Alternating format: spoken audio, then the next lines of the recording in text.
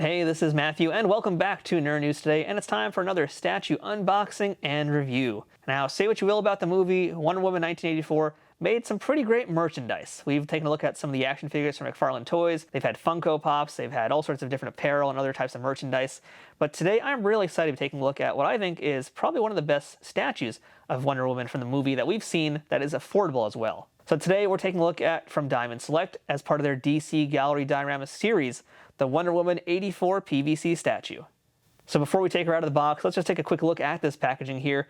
And this is kind of the Wonder Woman 84 style here we're getting. It's kind of a bunch of different colors of pinks and purples, meant to be very kind of 80s. It's a little bit more pastel and a little almost Eastery in some ways, but you know what, it does fit the aesthetic of the film and the color choices they were going for. We get a big shot of the Wonder Woman logo, as well as a picture of Gal Gadot on the front. On the left and right side, we also have more windows, so you can see exactly what you're getting from all sides, so it's not just a front view. And hey, while you're at it, how about the classic Diamond Select sunroof? The back of the box just has a picture of a prototype of the statue, no bio whatsoever, nothing contextualizing it like we've seen with other statues. This just has nothing. All it tells you is that it's a PVC statue and that it was made by Alejandro Pereira. Alejandro's done a lot of work with a lot of female characters that we thought have been very interesting, very nice pieces, and I'm pretty sure this one's not going to be any different. But yeah, in regards to that bio, I'm surprised there wasn't a little bit more information just to tell us, that this is Wonder Woman from 1984, just give us something. But yeah, surprisingly, nothing here at all. But we're not here to spend all day staring at this packaging, so let's go ahead and get this Wonder Woman out of the box and take a closer look at her from all angles. And we are back, and here's our Wonder Woman 84 now out of the package. Let's take a closer look at her. And I think the best place to start with this piece is, since it's based on an actual person, let's look at that face. Does this look like Gal Gadot? And the answer is a resounding yes. I think this absolutely looks like her.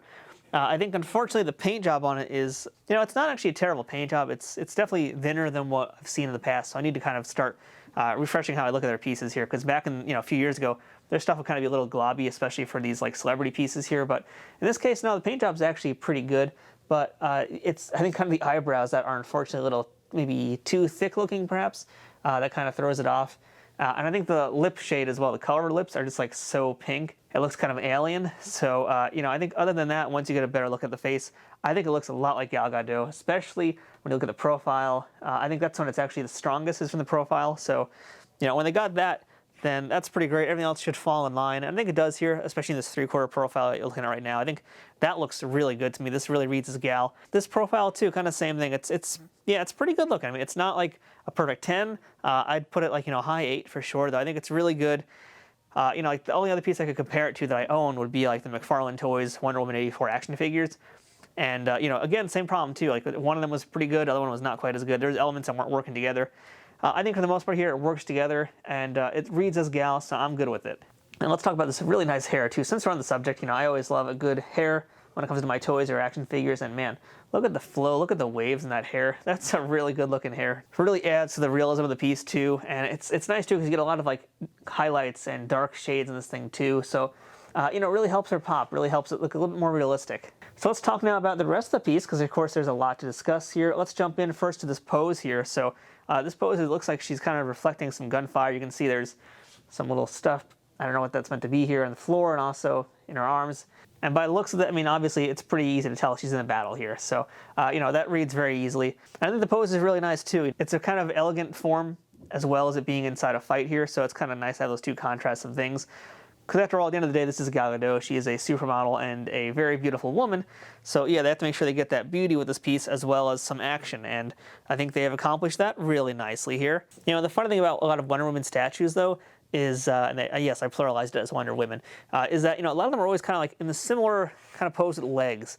I don't know what it is about it. I guess it's because it kind of helps activate the muscles in the body, and it looks kind of, action-packed while not taking away too much from the pose. And, it feels like to me it's kind of a way to remind the audience that, yes, it's a woman, so they have to make sure they keep that sex appeal in the piece as well as making it action-packed.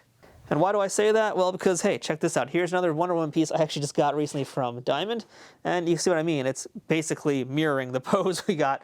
Actually, this one's a little bit deeper, and I kind of like this one better. But, hey, check out the review for this one when that comes out. But, yeah, you guys can see exactly what I mean here, is that, they always kind of have this similar pose. I don't really know entirely what it's about. I guess it's just about, making sure she keeps her form and everybody can see the figure of this character. I know it's a woman. I don't know. It's fine, though. It works. It's a good pose still. I'm not going to nitpick it too crazy. I don't think it's bad. I'm just kind of making that as an observation more than anything else here. But as opposed to a lot of other pieces here, I don't really have much to talk about in terms of like anatomy or muscles or that kind of thing. But I can spend a lot more time discussing the costume, because I think the costume is what really makes this piece stand out, and it looks really great too. So, I think especially the top part here, like this looks so cool looking. It's really nice, metallic, and also form-fitting, which is weird, but hey, it's Amazonian armor, I guess, right? So that kind of works in this case here. I also really like the contrast of textures between the pieces, because you can see this is, again, meant to be the metallic. And then over here, we've got, like, I don't know what to call it, but this sort of bit over here where it's got some different texture. It feels almost a little bit leathery. So that part is nice, too. On this side, also, you can see her lasso is hanging off her little belt there. And then the boots, again, same thing. It's meant to be metallic. I think the boots are probably one of the weaker parts of this piece, unfortunately, because they are sculpted very nicely, but the paint is kind of bleh. It's still nice and sharp, and it's kind of like that Iron Man look to it. In fact, it's kind of got these Iron Man colors, but it feels like they spent a little bit more time on the top and putting detail and better weathering and that kind of thing into it. Whereas the boots, it gets kind of like soft looking and faded, when, again, this should be really metallic and really bright. This is the minifigure painter me. Like, I want to just go over this with my own gold paint and just like kind of do some edge highlighting to make all these bits pop here, because that's kind of what I want. And I think they did a much better job highlighting it on the top than they did on the bottom. Now, granted, this leg is jutting forward, so you can see there actually is a nice reflection going on there, a little bit of light hitting it, and that makes it look nice and helps also push this leg further back into space, making it look more action-packed. But, you can kind of see what I'm talking about here. It's a little soft how they're doing it, so, it's not like I'm saying this is really horrible. I'm just saying it's a thing I'm observing here. I think the problem is maybe that it's more so flat looking, and especially when I look at her leg here, you can see what I mean, because there's no muscles really sculpted into her legs, as opposed to like another piece we'd see from, well, even that Wonder Woman I just showed you guys. I mean, she's got some quad muscles there. She did not skip leg day. This version here, she's been missing leg day for a few weeks now. So I think that's kind of what bugs me more. But again, it is, I would imagine, accurate to Gal. So, maybe that observation is invalid. But if I want a Wonder Woman piece, I do want it to have some tone to it at the very least. And this is kind of bland and flat looking. Again, the word flat just comes to mind because it really does look very flat. Even how I have this lit up here. I've got this lit up with a lot of good lights, and it just still kind of looks flat. Once you get past the blue here, everything just kind of blends in. That part annoys me. But I do like the upper body, and like it seems like all the action is meant to be in the upper body here. I think this looks really good. Again, you can sense that she's in the action. She's reflecting all these different things. But another thing I kind of don't like so much about it is these little, I guess they're meant to be bullets flicking off her, perhaps. I don't like that they're that color. I kind of would have actually preferred if they were translucent pieces, because, we haven't really seen a lot of translucent stuff lately in a lot of these statues I've noticed. But, I wouldn't mind if they were translucent, because that would have helped separate them. Because otherwise here, I mean, you could even read these as being like little daggers or something. I don't know. I mean, they're obviously not daggers, but hopefully you get my point here, is that they're all kind of the same color, especially on the base. They kind of almost blend into the base a little bit. I wish that I got a sense of action from them and not just being static, because again, they also are one color, one solid silver color. So being that they're this kind of flat look, it loses a little bit of the action appeal to me. So let's talk about that base since I mentioned it. It's kind of like this busted up cobblestone look almost. And again, there's these three little patings going off in the air. That's what I'm calling them. It's like a Monty Python quote. This is the machine that goes ping.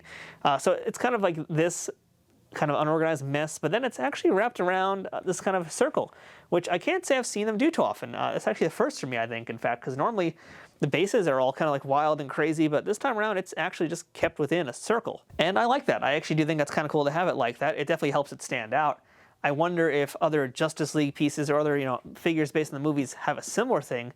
If they do, that makes sense. I feel like part of that reason for doing that too is also they're hoping a lot of collectors who don't normally actually get statues are going to get this because they really like the movie, and maybe this is kind of like the uniform look they're doing. I don't really know, but they're definitely, far cry from what we've seen in the past other diamond statues. But I don't hate it, actually. I kind of like that. Overall, it's a pretty nice looking Wonder Woman piece, and I think it's a good representation of Gal Gadot, but there's definitely a few things I'm not super keen about. The bullets ricocheting off of her arms don't really do much for me. The pose is fine, but it's more the fact that her musculature is just so kind of one note that I don't really have much to look at. I mean, really, this piece would have almost been better just to function as a larger scale bust. I would have liked that perhaps, because there's so much more going on. But as soon as you get to the legs, it all kind of starts to lose some of its appeal to me. But that said, I think if you're a big fan of Gal Gadot, if you were a fan of those movies, I think you're going to really like this piece, probably a lot more than I am. And don't get me wrong, because at the end of the day, there are a great amount of details here. I'd say it's fairly movie accurate. You've got a great likeness. It's a good looking piece. I think it stands alone on its own two legs just fine. And there's really nothing that's going to really detract. And my negative points are more, I think, for what I want out of a Wonder Woman piece, because I probably wouldn't want to have a Gal Gadot Wonder Woman piece at the end of the day. I really prefer my comic version of her. So, there's plenty of Wonder Woman statues out there for everybody. If you want the movie versions, I think this is a good one to get. If you like the comic book versions, that one I showed you earlier is another perfect one to get to. So really at the end of the day, it's just your preference to what you want. I think they're both solid pieces. And I think they did something a little bit interesting with her too, not having her just swinging the lasso around. And they made some interesting choices here, which I think for the most part, most work. A few didn't. But hey, that kind of describes Wonder Woman 84 as well, doesn't it? So that's our look at this Wonder Woman 84 piece from Diamond Select. If you guys want to pick up this piece for yourselves, go use our Amazon affiliate links in the description below. They help us out and cost you nothing extra. So until next time, I'm Matthew. This has been Nerd News Today. Thanks for watching, and we'll see you guys next time.